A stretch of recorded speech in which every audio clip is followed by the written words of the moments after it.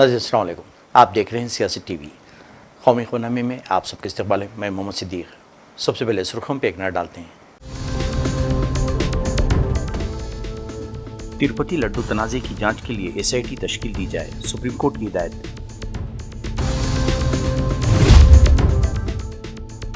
Railway मुलाजिमीन को bonus, किसानों के लिए 1 लाख करोड़ रुपए की 12 स्कीमें। काबीना का दिवाली से पहले बड़ा ऐलान। कांग्रेस ने कहा हरियाणा की इम्कानी हार से खौफजदा है बीजेपी।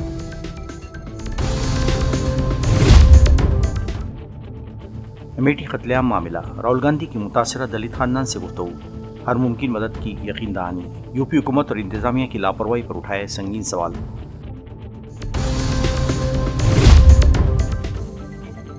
फिल्म स्टार गोविंदा अस्पताल से डिस्चार्ज, दुआओं और नेक ख्वाहिशात के लिए मद्दाहों का अदा किया शुक्रिया।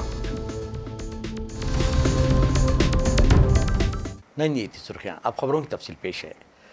सुप्रीम कोर्ट ने तिरुमला तिरुपति देवस्थानम में लड्डू तैयार करने के लिए इस्तेमाल होने वाले घी में जानवरों की चर्बी के मुबैना मिलावट की जांच के लिए आज SIT तश्कील देने के अहकाम जारी किए। यह हिदायत देते हुए जस्टिस BR गवाई और KV विश्वनाथन की बेंच ने कहा कि SIT में CBI और आंध्र प्रदेश पुलिस के 2 अफसरान और मरकजी हुकूमत के इदारे food safety and standard authority of India के एक सीनियर अफसर को शामिल किया जाएगा।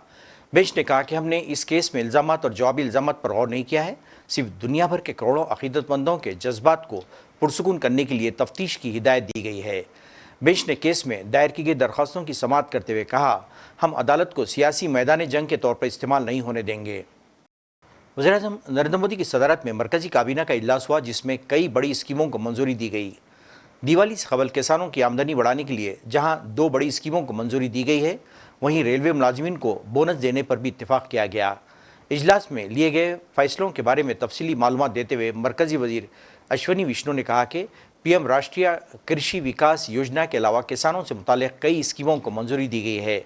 इसके अलावा चेन्नई मेट्रो फेज़ 2 को भी मंजूरी दी गई है। मरकजी वजीर ने कहा कि काबीना की मीटिंग में लिया गया सबसे बड़ा फैसला किसानों की आमदनी बढ़ाने और मुतवस्सित तबके के लोगों की खुराक की हिफाजत को यकीनी बनाने से मुताल्लिक़ है।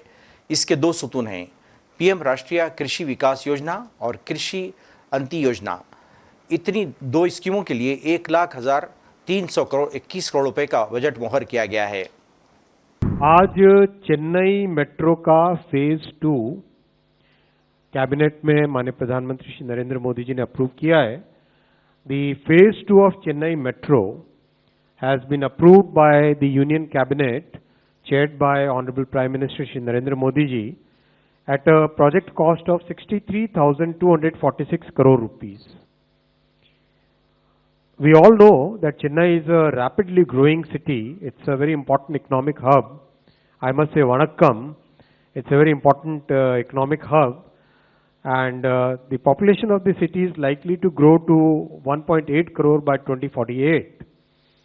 So it's very important that we create the infrastructure which is required for the city right now, and that's why a comprehensive mobility plan was approved, was prepared, and this plan identified the new mass transit corridors which will be required in the city of Chennai. So the phase 2, which is a 119 kilometer long project, this has been approved today at a project cost of 63,246 crores. These 3 corridors will have 120 stations. Now this is again a very important point, because when we are looking at a metro kind of system, it has to cater to a very large part of the city, large part of the society. Then it must have more stations. More stations means more and more people can access it within the walking distance. That is the concept here. More and more people should be able to use the metro within the walking distance of one's house. That's the concept. यहाँ पर जो concept लिया गया है कि walking distance में station हो, इसी के लिए 120 stations. आप normally देखोगे metro systems में 1.5 से 2 किलोमीटर में एक station आता था. यहाँ पर this is less than 1 kilometer. Less than 1 kilometer का यहाँ पे रखा गया है। ये बहुत इंपॉर्टेंट पॉइंट है। इस पॉइंट को अगर बहुत बड़े शहरों का अगर हम देखें, एग्जांपल टोक्यो का एग्जांपल देखें, तो उसमें बहुत इंपॉर्टेंट है कि करीब करीब हर जगह से आप वॉकिंग डिस्टेंस में मेट्रो पकड़ सकते हो। या रेलवे का कोई ना कोई स्टेशन आप पकड़ सकते हो। ये कॉन्सेप्ट यहाँ पे चेन्नई मेट्रो में इंट्रोड्यूस किया गया है। पार्लियामेंट में कायदे अपोजिशन राहुल गांधी ने काबीना के इन फैसलों की टाइमिंग पर सवाल उठाते हुए कहा कि इससे साफ जाहिर है कि बीजेपी हरियाणा में घटती मकबूलियत और अपनी इम्कानी हार से खौफजदा है। यही वजह है कि अचानक काबीना का इजलास बुलाकर किसानों के लिए फैसला किया गया है।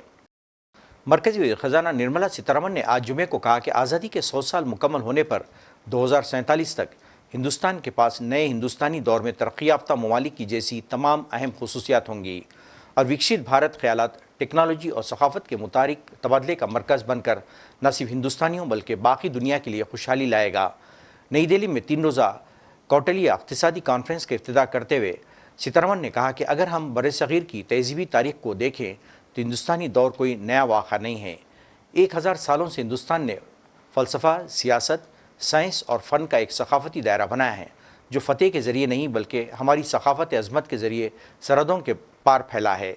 इस मुद्दत के दौरान बाकी दुनिया ने हिंदुस्तान के सॉफ्टवेयर पावर का फ़ायदा उठाया और 2024 में विकसित भारत ख्यालात, टेक्नोलॉजी और सकाफत के मुताबिक तबादले का मरकज़ बनकर न सिर्फ हिंदुस्तान बल्कि बाकी दुनिया में खुशहाली लाएगा।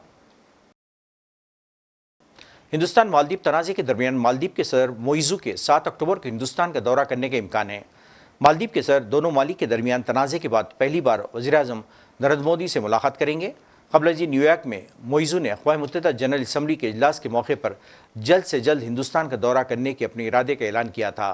इन्होंने मीडिया के साथ बातचीत के दौरान दोनों ममालिक के दरमियान बहुत मजबूत दो तरफ़ा ताल्लुक़ात पर जोर दिया। So if you can just confirm if you are coming to India. Yes, I'm planning to visit as soon as possible. So what would be the focus of your visit, sir? We have very strong bilateral relations. Piyush Goyal ने हाल ही में America में राहुल गांधी की चीन को बढ़ावा देने वाले मोदी हुकूमत पर की गई तनकीद का जवाब देते हुए इल्ज़ाम लगाया कि कांग्रेस के दौरे इख्तिदार में चीन ने हिंदुस्तान में कदम जमाए और यहाँ की मार्केट पर कब्जा करने का काम किया। Sympathize for the lack of knowledge about the India manufacturing story, because I don't know which are those job losses he's talking about. But we are on a foreign soil. We are not like Mr. Rahul Gandhi who bring domestic politics to foreign lands. He's entitled to berate his own country. That's a matter of his choice. As far as we are concerned, all of India is united in its effort to improve the prosperity of our people. We are all working towards a developed nation, a prosperous nation by 2047. Viksit Bharat 2047 is our goal, our vision, our mission, our commitment, and we are all together in making the lives of the people of India better in the years to come. As regards China, it's very sad that some people possibly responsible for the growing influence of China in the India industry are choosing to continue to praise or defend the China story. Whereas the whole world today recognizes that China is a non-transparent and opaque economy. China is known to dump goods. Even the US is concerned about it. The US is imposing extra taxes and duties on Chinese goods. US is concerned about security threat from Chinese goods and imposing restrictions on that. Whereas if you look back, and I'm only giving this as a matter of statistics with no intention to politicize, India only had a trade deficit of about 1.7 or 1.8 billion dollars in 2004 with China. Uttar Pradesh के अमेठी में एक दलित खानदान के 4 अफराद को मौत के घाट उतारे जाने के मामले ने पूरे इलाके में हलचल मचा दी है। दरियासना अमेठी के रुकने पार्लियामेंट किशोरी लाल शर्मा ने लोकसभा में कायद हिज़्ब इख्तिलाफ और कांग्रेस के रुकने पार्लियामेंट राहुल गांधी के मुतासरा अहल खाना से फ़ोन पर बातचीत कराई। मीडिया रिपोर्ट्स के मुताबिक राहुल गांधी ने इंसाफ फराहम करने और मुजरिमों को सज़ा दिलाने की यकीन दहानी कराई। इन्होंने हर मुमकिन मदद और मुआवजा फराहम करने का भी यकीन दिलाया।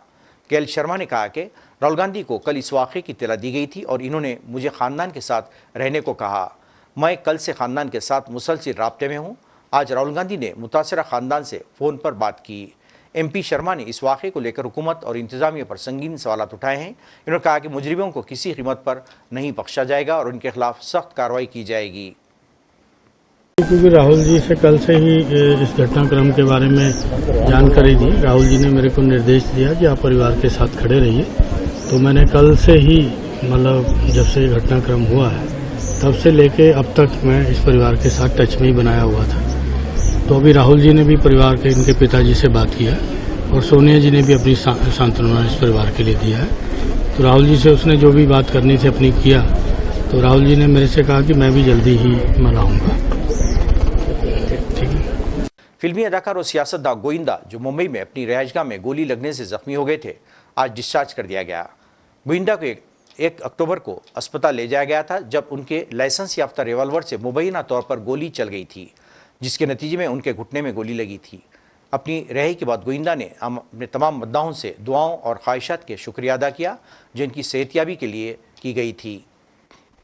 जहाँ से मुझे प्रेम मिला, जहाँ जहाँ पूजन हुए, दुआएं पढ़ी गई, जहाँ जहाँ अरदास की गई, प्रेयर्स हुए, मैं सब लोगों का धन्यवाद देता हूँ, प्रेस का धन्यवाद देता हूँ और प्रशासन से जुड़े हुए पुलिस वर्ग का धन्यवाद देता हूँ।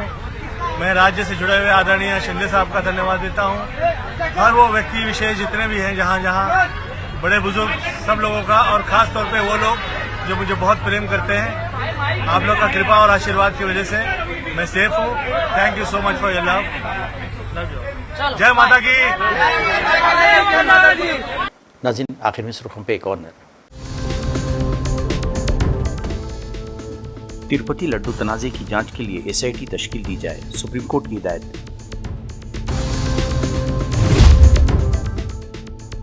रेलवे मुलाजिमीन को बोनस, किसानों के लिए 1 लाख करोड़ रुपए की 12 स्कीमें। काबीना का दिवाली से पहले बड़ा ऐलान। कांग्रेस ने कहा हरियाणा की इम्कानी हार से खौफजदा है बीजेपी।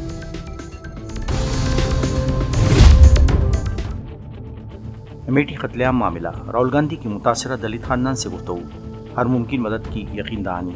यूपी हुकूमत और इंतजामिया की लापरवाही पर उठाए संगीन सवाल।